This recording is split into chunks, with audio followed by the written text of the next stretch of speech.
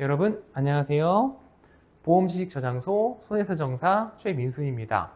자, 이제 손해사정사 2차 시험 발표가 얼마 안 남은 시점입니다. 오늘이 2025년 9월 8일인데요. 아마 제가 알기로 발표가 9월 29일인 것으로 알고 있어요. 시험 보신 분들 모두 좋은 결과 있기를 진심으로 기원 드리겠습니다. 자, 손해사정사 시험에 합격하고 난 이후에 어떻게 진로를 잡을 것인가, 이 부분에 대해서 제가 이 영상을 보시는 분들에게 조금 도움이 될 수 있는 그런 말씀을 남겨볼까 합니다. 자, 일단은 손해사정사 시험에 합격하신 분들이 크게 두 가지로 나뉘는데요. 첫 번째는 회사에 입사하시는 거죠. 보통 20대부터 30대 초반 분들까지는 회사에 들어갈 수가 있고, 또 그 연령대에 계신 분들은 대부분 회사 입사를 좀 선호를 하세요. 안정적이기도 하고 연봉도 좋고 하니까 아무래도 회사를 선호하시죠. 제가 사실 이분들에게는 크게 조언을 드릴 게 없습니다. 제가 엄청 큰 대기업을 다녔던 입장도 아니고 현직 손해사정사이기 때문에 저는 독립손해사정사를 준비하시는 분들을 위해서 조언을 드릴 겁니다. 자, 독립손해사정사를 준비하시는 분들은 대개 어떤 분들이냐? 이분들은 대부분 나이가 조금 있으세요. 적어도 30대 중반 정도에서 많게는 60대 이상까지 전공자도 있고 아닌 분도 계십니다. 그러니까 원래 보험회사를 좀 다니다가 내가 사업을 해야 되겠다 싶어서 나온 분들도 계시지만 대부분의 분들은 제가 알기로 비전공자입니다. 그러니까 다른 일을 하시다가 어쩔 수 없이 손해사정사를 준비하신 분들도 계시고, 아니면 본인의 희망에 의해서 손해사정사 괜찮다더라 라는 얘기를 듣고 준비하신 분들도 계십니다. 자, 그런데 독립에는 크게 두 가지 종류가 또 있어요. 첫 번째는 뭐냐?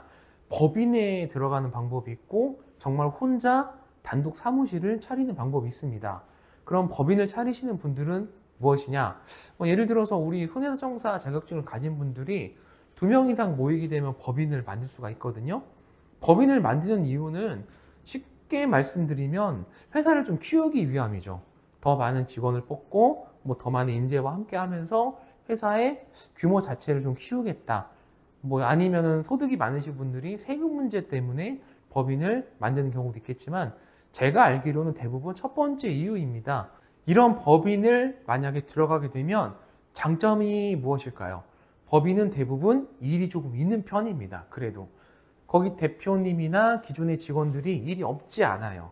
그렇기 때문에 전혀 한 번도 영업을 해보지 못한 분들이 법인에 들어가더라도 기존에 계신 분들이 영업하는 방법이라든지 내지는 그분들이 가지고 있는 사건들을 조금 나눠서 받을 수 있다. 이런 장점들은 분명히 존재를 합니다.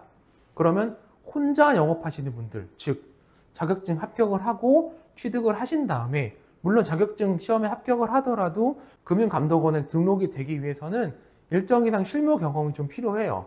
아무튼 어쨌든 자격증이 나왔다. 그래서 나는 혼자 하겠다 하시는 분들도 계시는데, 이런 분들은 무엇이냐면 대부분 보험회사에 재직을 했던 분들입니다. 저도 마찬가지고, 그러니까 영업은 안 해봤지만 만약에 사건이 들어온다 그러면 어떻게든 그 사건을 해결할 수는 있다. 이런 분들은 처음에 혼자 차리는 분들이 많습니다.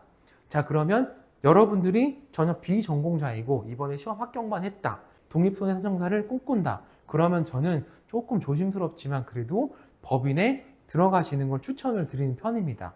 왜냐? 아무것도 모르시면 사건을 가지고 오더라도 해결이 안 돼요. 요식업의 비유를 하자면 어떤 분이 퇴사를 하시고 요식업을 하기로 하셨는데 이분이 전혀 요리를 모르는 겁니다. 책만 본 거예요. 김치찌개 끓이는 건 이렇게 끓이면 된다.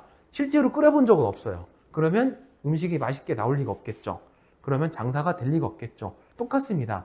우리가 손해사정사 시험에 합격을 하더라도 이 사건을 해결해 본 적이 없다면 영업하기가 쉽지 않은데 어떻게 애써 사건이 들어와도 해결이 안 된다는 거죠.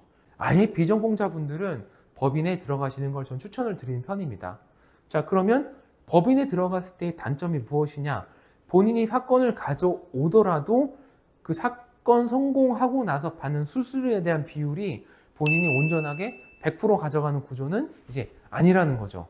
그런 점이 전 단점이긴 한데, 많은 분들이 그래서 법인에 들어가서 일을 좀 배우더라도 짧게는 몇 개월, 길게는 한 1년, 2년 다니시다가 그 비율 자체에 대한 불만으로 회사를 나오는 케이스도 있습니다. 그리고 그 다음으로 많은 질문으로는 이 질문을 많이 하세요.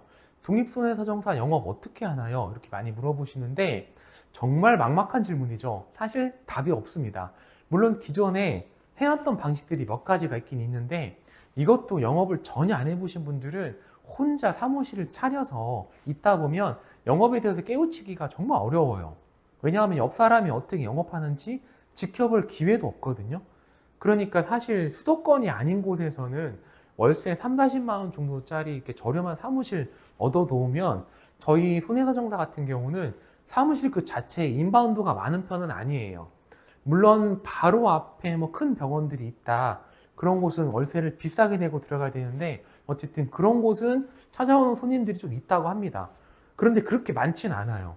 그러면 우리는 사무실에 그렇게 많은 비용을 쓸 필요가 없이 창업이 가능한 자격증 중에 하나입니다. 그냥 월세 30-40만 원짜리 얻어놓고 간판 하나 세워놓고 너무 사무실 잘 꾸며놓을 필요는 없어요. 그렇게 사무실 차려놓으면 별로 부담이 안 되다 보니까 혼자 이제 하시는 분들이 계시는데 그런 분들은 단점이 무엇이냐면 진짜 영업에 처음부터 탁월한 재능이 있는 분들이 아니면 영업이 안 돼요. 그래서 그것도 영업을 배우기 위해서는 저는 법인을 들어가시는 걸 좀 추천을 드리는 편입니다. 자, 그럼 말이 조금 길어졌는데 영업은 어떻게 뛰느냐? 크게 영업을 뛰는 방식은 크게 두 가지로 나눠집니다. 첫 번째는 온라인이고 두 번째는 오프라인이에요. 간단하죠. 그리고 온라인을 좀 더 디테일하게 들어가면 대표적으로 블로그가 가장 대표적입니다. 블로그는 정말 많아요. 정말 많습니다. 그리고 블로그 작성하시는 분들이 다 개인이 혼자 하느냐? 아닌 경우도 많습니다. 대행업체에 맡기면 글도 써주고 블로그 관리 자체를 해줍니다. 그런데 저는 대행업체에 맡기시는 거는 조금 추천드리지 않습니다. 물론 그 업체 사장님들이 영상을 보시면 화가 나실 수는 있는데요. 그런데 제가 말씀을 드리는 관점은 영업의 자리를 잡는 관점에서 말씀드리는 거니까 그런 대행업체가 나쁘다 그런 얘기는 절대 아닙니다. 다만 처음부터 대행업체에 맡기게 되면 문제가 무엇이냐면 본인도 잘 모르는 글이 올라가요. 예를 들어서 뭐 암 진단금 분쟁 여부에 대해서 글이 올라갔습니다. 하지만 그 손해사정사분이 쓰신 건 아니고 업체에서 써준 글이에요. 근데 이 손해사정사분도 완전히 초보이기 때문에 그걸 잘 모릅니다. 그러니까 본인도 모르는 상담이 들어온다는 거죠. 그러니 해결이 안 된다는 거죠. 그래서 어떻게 하는 것이 좋으냐면 본인이 충분히 해결을 한 사례들을 먼저 써서 블로그를 어느 정도 만들고 나서 본인이 사건이 많이 들어오면 그때부터는 블로그 쓸 시간이 없거든요. 그때는 그런 업체의 도움을 받는 것도 방법이 될 수 있겠지만 너무 처음부터 외부의 업체에 맡겨서 글을 쓰겠다. 나는 글을 쓸 줄 모르니까 블로그 같은 거 해본 적 없기 때문에 처음부터 맡기겠다. 이렇게 되면 나쁜 것은 아닌데 생각보다 효과가 조금 떨어질 수 있을 겁니다. 그리고 또 이런 말씀도 많이 하세요. 블로그는 너무 많아요. 너무 많은 것 같아요. 예, 맞습니다. 정말 많습니다. 셀 수조차 없을 만큼 많은데 그런 만큼 블로그는 기본 중에 기본이라는 겁니다. 남들이 다 하는 건데 그 기본을 본인은 하지 않는다. 이거는 굉장히 마이너스입니다. 온라인 영업 중에 기본적인 거, 필수적인 건 블로그를 꼭 하셔야 될 것 같고요. 그리고 두 번째, 요즘은 인스타도 많이 하는 것 같습니다. 인스타그램의 장점은 젊은 분들이 좀 많이 하세요. 인스타는 블로그보다는 조금 영상 만들기가 쉬운 편이에요. 보통 짧게 만들고요. 가볍게 만들기 때문에 제작 자체가 그렇게 어렵지도 않고 또 인스타의 장점은 무엇이냐? 본인의 어떤 일상생활 이야기를 올려도 돼요. 오히려 그러한 부분들이 더 도움이 됩니다. 아, 이분은 실제로 존재하는 분이구나. 가족들도 있구나. 좋은 사람이겠구나. 이런 생각들도 심어주기 때문에 일상의 이야기도 함께 올리면서 본인이 사건을 해결을 했던 그런 사례들을 조금 전문적으로 영상을 또 올리면 여러분들이 홍보하시는데 도움이 됩니다. 장점, 좀 쉽다, 어렵지 않다. 영상 제작도 간단한 편이다. 그리고 젊은 사람들이 많이 선호를 한다. 이런 부분들 때문에 저는 인스타는 장점이 가득한 것 같아요. 단점이 있다면 나이 드신 분들이 좀 잘 모른다는 거? 어차피 요즘은 온라인 영업이 좀 대세이기 때문에 인스타 정도는 해주시는 게 맞다. 이렇게 보시면 될 것 같아요. 자, 세 번째는 지금 제가 하고 있는 것처럼 유튜브인데요. 이 유튜브는 파급력이 정말 좋은 것 같습니다. 사실 영업도 유튜브가 제일 잘 되는 것 같아요. 그런데 이 유튜브는 장점은 정말 좋다. 유튜브로 만약에 손사하시는 분들이 한 구독자가 10,000명 이상 넘어간다. 그런 분들 중에 저는 일이 없다는 분 얘기는 못 들어봤어요. 그런 유튜브의 단점은 시작하기가 참 어렵다. 그런 단점은 되겠지만 아무튼 유튜브는 하시면 정말 영업에 도움이 된다. 자, 그러면 온라인 영업 크게 3가지 제가 말씀드렸는데 블로그, 인스타, 유튜브 이 정도. 처음부터 잘 되진 않아요, 당연히. 처음부터 잘 될 거라는 생각 자체가 이상한 겁니다. 안 되는 게 정상이기 때문에 계속 시도하시는 게 맞다. 저는 이렇게 말씀을 드리고 싶고요. 자, 그러면 영업 방식 중에 온라인은 조금 알아봤고, 두 번째 오프라인 방식. 오프라인은 여러분들 우리가 쉽게 말씀드리면 뭐 보험 대리점을 찾아다니거나 아니면 병원 영업 같은 것도 있을 수가 있고요. 크게 보면은 지인 영업 같은 경우도 있습니다. 그러니까 어떻게든 밖에 나가서 사람을 만나는 모든 행위가 다 오프라인 영업인 거예요. 그러니까 모임을 갖는 것도 있겠죠. 제가 알기로 어떤 분들은 무슨 모임 활동을 한 10개, 20개 하는 분도 계세요. 특히 운동 쪽으로. 운동하다 다치는 경우가 좀 많거든요. 이런 오프라인 영업들은 조금 어려워하는 분들이 계세요. 병원에 가서 명함을 돌린다? 보험 대리점에 가서 명함을 돌린다? 이런 걸 좀 힘들어하는 분들도 계시는데 결론적으로 말씀드리면 힘들어할 필요 없습니다. 저도 처음엔 잘 안 됐어요. 전혀 모르는 업장에 들어가서 문을 열고 들어가서 인사를 하고 명함을 돌린다. 분명히 쉬운 일은 아니죠. 하다 보면 다 됩니다. 저는 오프라인 영업은 나중에 자연스럽게 할 수 있게 돼요. 사건이 들어오면 사람을 만나야 되잖아요. 그러면 그 사람을 만나면 그 사람이 또 옆 사람 소개를 해주고 또 어떤 케이스들은 병원에 입원해 계실 때 전화가 오세요. 그러면 그 병원에 찾아가는 거죠. 그렇게 자연스럽게 오프라인 영업이 이루어지기도 합니다. 자, 영업 방식은 제가 이렇게 말씀을 드렸고 좀 당부드리고 싶은 말씀들이 있는데 대부분 손해배상사가 되면 또 돈을 잘 번다. 뭐 월에 1,000만 원 이상 번다더라. 이런 생각들을 좀 많이 가지고 오시는데요. 맞는 말이기도 하고 틀린 말이기도 합니다. 그렇게 버는 분들도 분명히 있습니다. 월에 1,000만 원 번다. 많은 분들이 너무 이거에 꽂혀 있는 것 같아요. 여러분, 월에 1,000만 원 버는 직업이 그렇게 많을까요?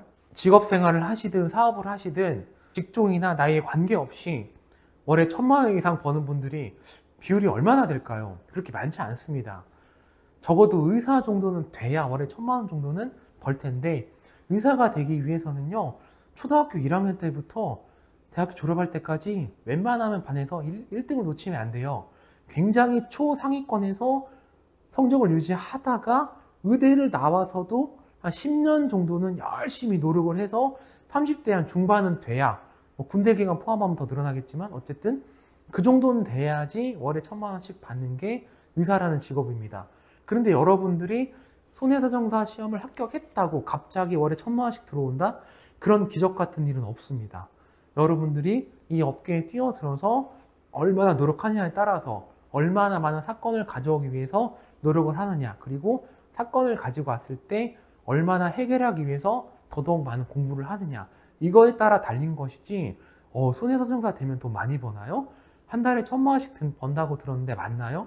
이렇게 물어보시면 저는 정말 답답합니다. 결론을 말씀드리면 손해배상사 자격증을 취득하시고 여러분들이 사업을 하시면 월에 1,000만 원 혹은 그 이상 벌 수 있는 기회가 열리긴 한다. 저는 좀 이런 말씀을 드리고 싶네요. 자, 오늘 영상에서는 독립손해배상사가 되고 싶어하는 분들, 그런 꿈꾸는 분들을 위해서 제가 나름대로 좀 노하우를 말씀을 드렸는데 이번 합격하시고 방향을 잡으시려는 분들에게 도움이 되길 바라겠고요. 만약에 합격증이 나왔는데 그런데 어떻게 해야 될지 모르겠다, 직접적인 상담이 필요하다 하실 때는 언제든지 하단에 전화를 남겨주시면 제가 그래도 먼저 이 길을 걸어본 사람으로서 상담을 친절하게 드리도록 하겠습니다. 자, 그럼 오늘 영상 이야기는 여기까지고요. 자격증 취득하신 모든 분들에게 큰 행운과 축복이 있기를 바라며 영상 마치도록 하겠습니다. 대단히 감사합니다.